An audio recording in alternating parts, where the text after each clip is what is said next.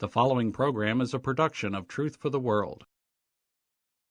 Ye servants of God, your Master proclaim, and publish abroad His wonderful name, the name all victorious of Jesus extol. His kingdom is glorious, He rules over all.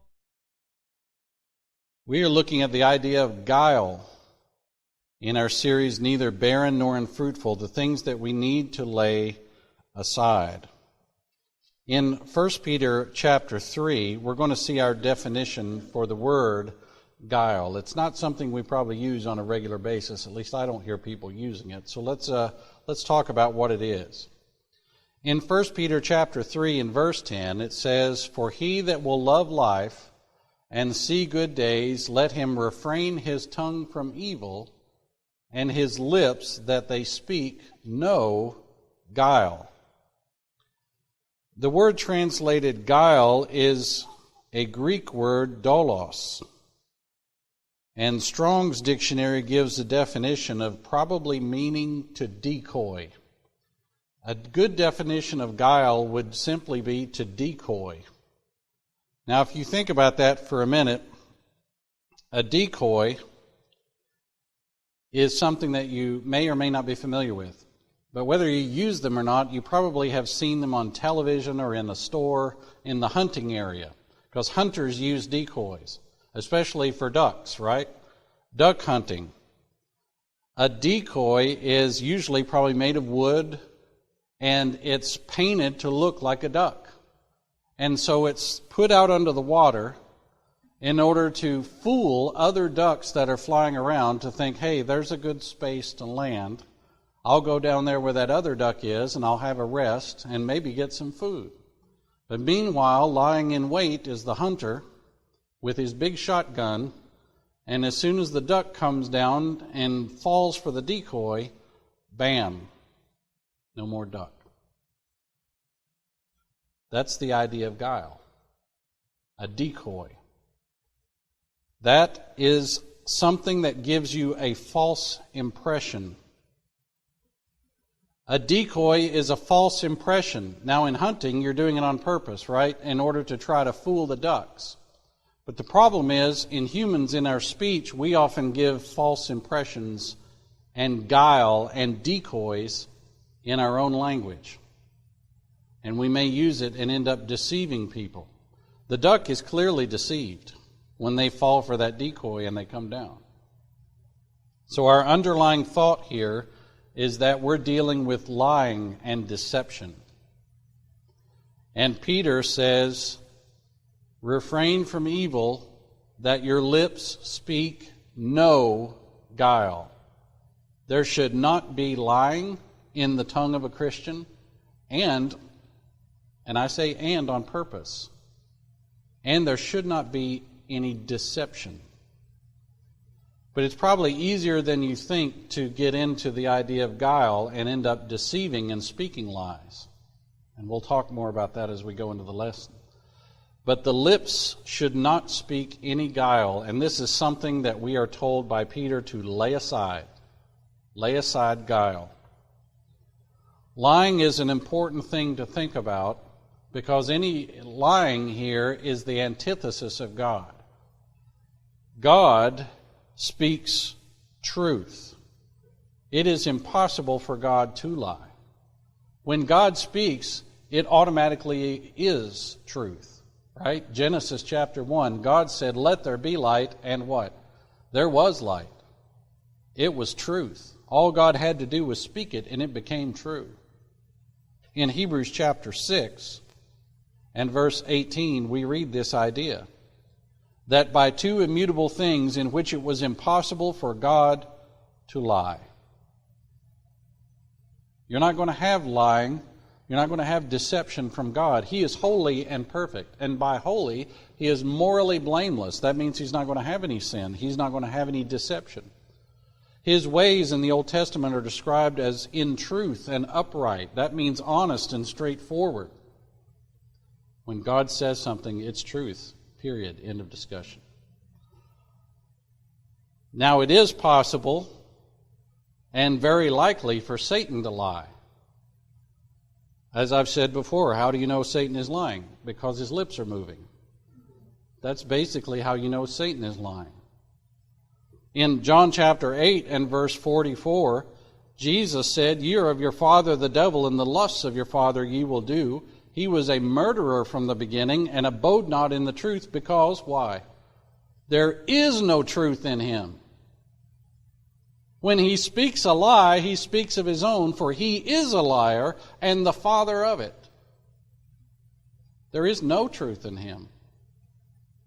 That really may not be an exaggeration. How do you know the devil's lying? Because his lips are moving. Now, we understand that with God, we understand that with Satan, but we need to understand that it is possible and in our power, if we choose to do so, to lie and to deceive. And the punishment for that is very severe. Lying is not just this softened, weakened thing that the world tries to look at and say, well, that's just a little lie. I just told a little lie, right? You hear that? Lying is the opposite of God. It's the very antithesis of God. It goes against the very nature of God. And that's a place we don't want to go to. Lying is sinful and its punishment is severe. Ananias with Sapphira his wife sold a possession and kept back part of the price, his wife also being privy to it, and brought a certain part and laid it at the apostles' feet. But Peter said, Ananias, why hath Satan filled thine heart to lie to the Holy Ghost, and to keep back part of the price of the land? Whiles it remained, was it not thine own? And after it was sold, was it not in thine own power? The real question isn't, why did you sell the land or why did you donate? The real question is, why hast thou conceived this thing in thine heart to lie? Thou hast not lied unto men, but unto God. Ananias, hearing these words, fell down and gave up the ghost. Do you think lying was serious to God? I would say you could ask Ananias and Sapphira, but you can't. They're dead. Because they lied to God. Young men arose, wound him up, carried him out, and buried him. It was about the space of 3 hours after, when his wife, not knowing what was done, came in. And Peter answered her, Tell me whether ye sold the land for so much. She said, Yea, for so much. Peter said to her, How is it that ye have agreed together to tempt the Spirit of the Lord? Behold, the feet of them which have buried thy husband are at the door, and shall carry thee out. Then fell she down straightway at his feet, and yielded up the ghost.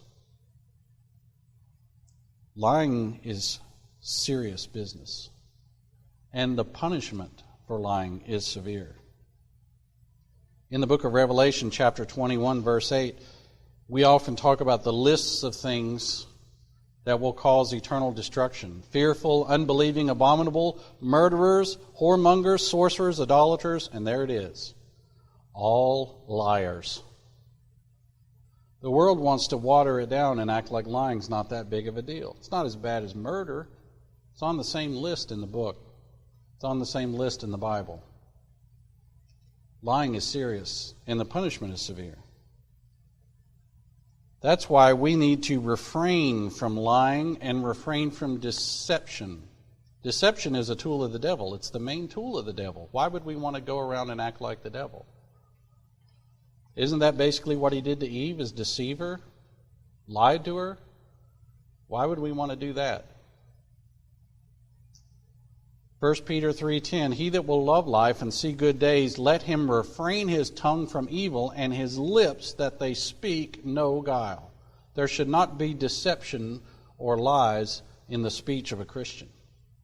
In Psalm chapter 34 and verse 13, keep thy tongue from evil and thy lips from speaking guile. Here's the scriptural foundation that this is sin and this is wrong.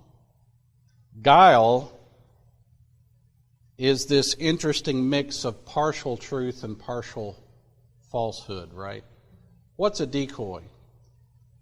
It looks like a duck. It floats on the water like a duck. It's partially like a duck. But if you believe that deception as a duck, it will lead to your destruction. Deception is like that. It's partially true, but it's not totally true. The world tries to soften the sin of lies and just say, well, let's whitewash it. It's a white lie. It's a little lie. I can't tell you how many television shows and radio programs are based on this very concept of let's just tell a lie so we don't hurt somebody's feelings. Well, maybe that's fun for an afternoon play or a drama or something, but the idea behind that should definitely not be followed.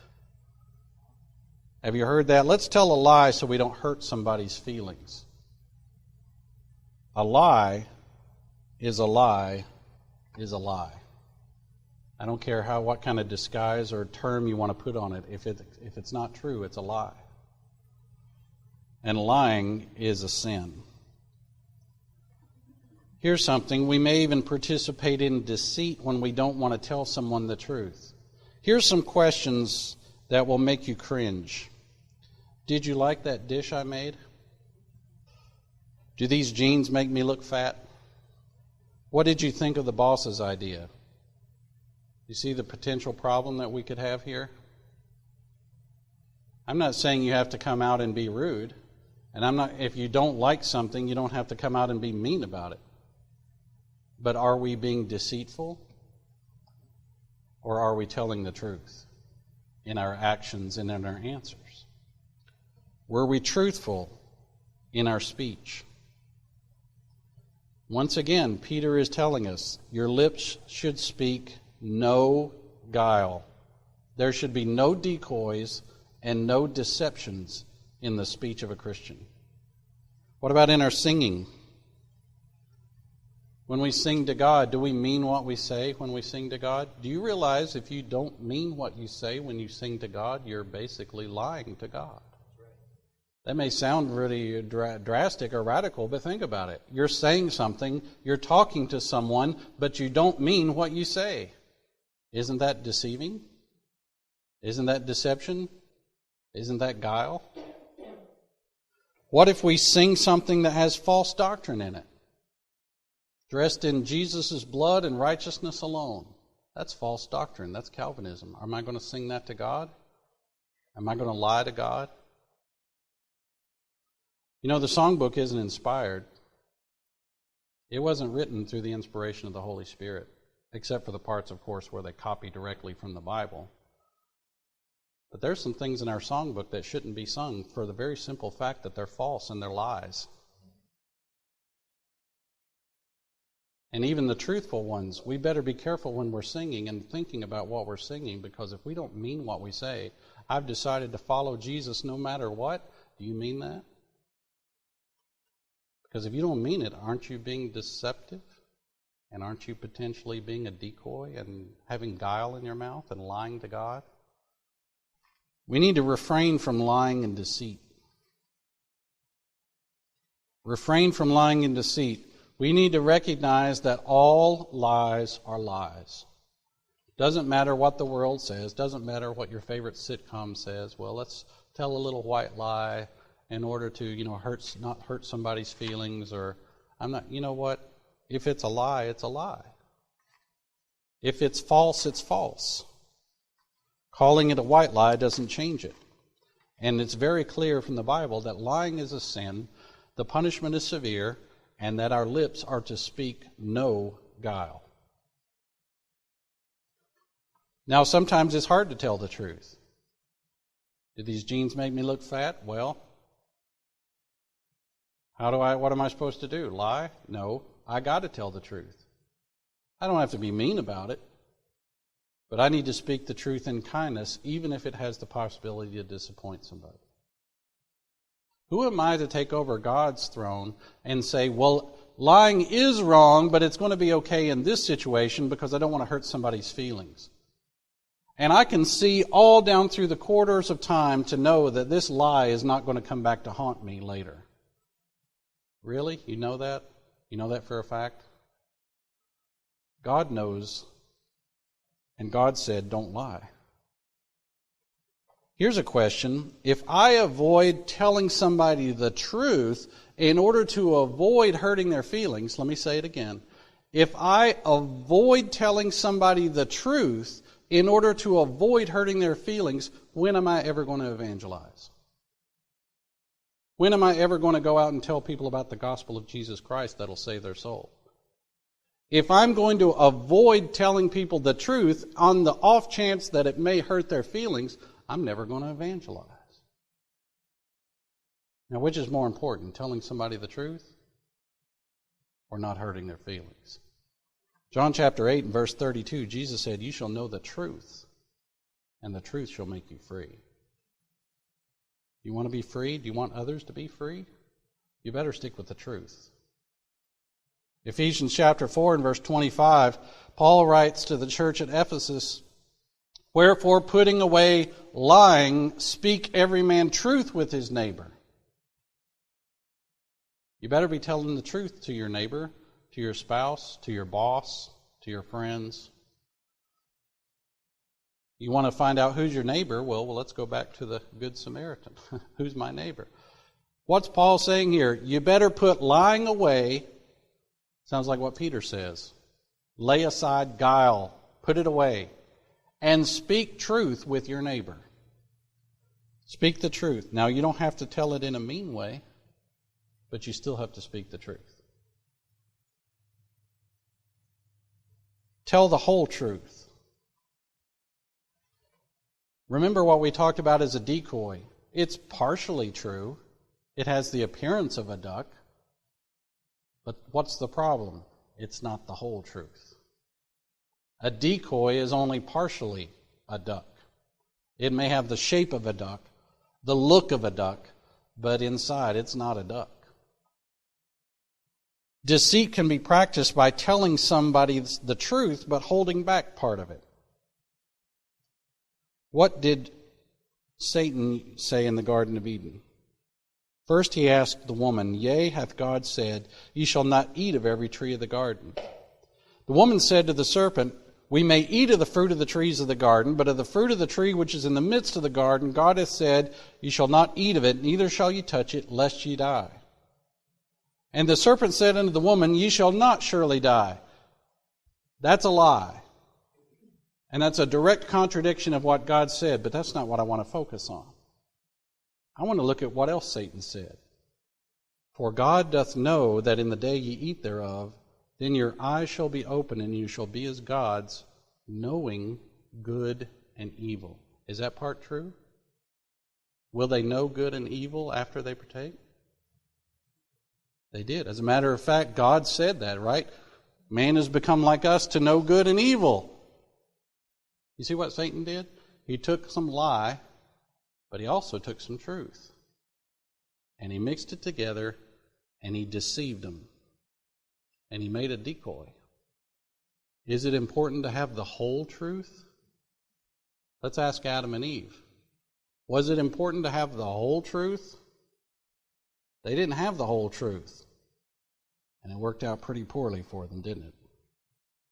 When the woman saw the tree was good for food, it was pleasant to the eyes, a tree to be desired to make one wise, she took of it and gave it to her husband, and he did eat. Satan said their eyes would be opened. Were their eyes opened? Mm-hmm. Satan said they wouldn't die, but they did. Part of it was true, but part of it wasn't true. When we're in court, what are we asked to say? The truth, the whole truth, and nothing but the truth. Now, shouldn't that be the Christian's motto every day? Not just in court? I mean, we are Christians trying to follow the example of Christ, right? Did Christ tell us the truth, the whole truth, and nothing but the truth? If he did, then that's what I'd better do. The eyes of them were opened. Satan was telling the truth. He just mixed it in with a little lie. Don't speak information you don't know is true. There are 350,000 miles from here to the moon. I don't know if that's true. I just made it up. It's actually probably more than that. But whatever it is, if I don't know whether something is true, why should I then say that? And it seems kind of foolish for me, doesn't it? I would hope you think I'm rather foolish if I stand up here and just start making up numbers and say, that's the amount of mileage from here to the moon. Well, you don't know that. Why would you get up and declare that? Well, what's the difference between that and gossip? If you don't know it's true, why are you saying it? Well, I heard it. Well, you just heard me say there's 350,000 miles to the moon, too. That doesn't mean it's true. Don't speak information you don't know is true. You know how many people's lives have been ruined because not following this? Somebody speaking information they don't know is true. Gossip that you heard second, third, or fourth hand, how do you know it's true? Honestly, how do you know it's true? The only way you will know it's true is if you go to the source and you verify it. And you ask that person to their face, is this true or is it not? That's the only way you're going to know. I wonder how many lies the Christian says on a daily basis. If Christians all over the world, how many lies we're speaking just by spreading what we've heard that we don't know for a fact is true. I don't know about you, but I don't want to rest my soul on something I heard that may or may not be true. Maybe it is true, but why do I want to roll the dice and take a chance? Why do I want to turn into a liar just by repeating something that I heard on the off chance that it might be true? What's the point in that? I mean, correct me if I'm wrong, but if I say something that's not true because I heard it, isn't that telling a lie? I mean, I thought the definition of a lie is saying something that's not true. So if I don't know something is true, why would I pass it on to others? And why would I even say it and repeat it? The only way I know something is true about somebody else is if I go up to them and ask them to their face. Passing along what you have heard may very well be passing along a lie. Peter says, lay it aside. Let your lips speak no guile. Well, my friend's reliable, and how do you know it's true? What if it's a lie? People make mistakes. When I was learning to be a reporter for a radio station, my news director gave me some advice on whether or not to put information into a story. When I'm trying to write my news story, and I'm not quite sure whether I should put information in, the advice may have been regarding what to do when you're not sure that information is accurate. You know what he told me? If in doubt, leave it out. And I thought, you know what? That's a good thing for life. If you're not sure that something is true and you don't know it's true, then why leave it out of your conversation? If in doubt, leave it out. You know how I can avoid telling lies? By not talking. Obviously, I can't go through my whole day without talking, but I can not talk about things I don't know about. It's 350,000 miles to the moon. I don't know how far it is to the moon, and therefore I'm not going to say how far it is to the moon. I'm going to keep my mouth shut. As a wise man once said, better to keep your mouth shut and let people think you're a fool than open your mouth up and prove them right. Better people to think me a fool than for me to open my mouth and start telling lies because I'm spreading gossip and what I've heard, and I don't even know if it's true. You know, we'll have more about gossip in a later lesson when we get to evil speaking. There's a bunch of ways we can evil speak, but gossip needs to get out. You know, the Bible equates busybodies with lazy people. Remember the example of Jesus, 1 Peter chapter 2, verses 21 through 23. For even hereunto were ye called, because Christ also suffered for us, leaving us an example that ye should follow his steps, who did no sin, neither was guile found in his mouth. There was no deception in the words of Christ. There should be no deception in the words of a Christian. This is the example that he's left us to follow, Peter says. What example is it? He didn't do any sin and he didn't have any guile in his mouth. I'd better start doing that myself. We need to clean out our mind and we need to start cleaning out our mouth and our lips, that they speak no guile.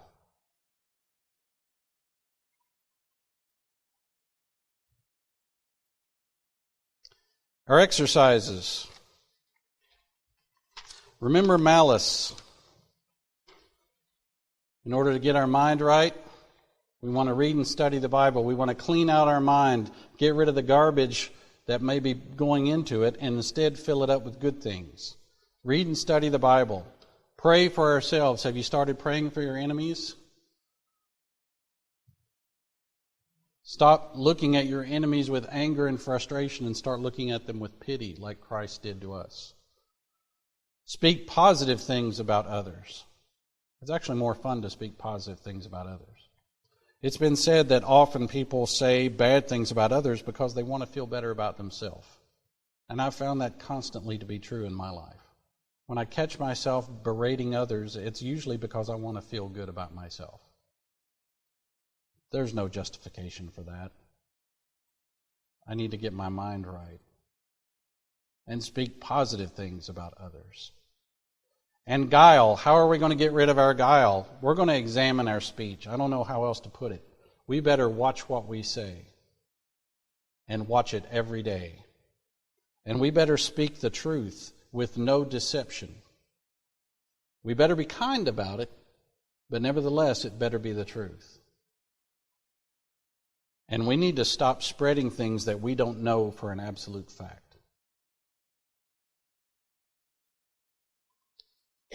It takes time and it takes effort. I've read or heard somewhere, someone said that it took about 60 days to develop a new habit. I'm sure that probably depends on the habit. But it gets frustrating to us as Christians when we know what to do and then we catch ourselves doing it. You know, we know what to lay aside, but then 2 days later, like, I'm still doing it. Why am I still doing it? Don't quit. Give yourself time. And keep working on it. And keep practicing these exercises. Practice them week after week after week so that by the time months go by, it's not a practice anymore, it's your normal habit to speak positive things. It's your normal habit to do like this when you start talking about something that you don't know for a fact. That's what you got to do, get some duct tape, whatever. Right? And it can be a habit to pray for others and our enemies. All these things can be a habit. And this is what Jesus spent his life doing and teaching. So that's what we better spend our lives doing and teaching. If you would like a free Bible correspondence course, then write us at Truth for the World, P.O. Box 241, Bethel Springs, Tennessee, 38315, the United States of America. Or visit us online at truthfortheworld.org.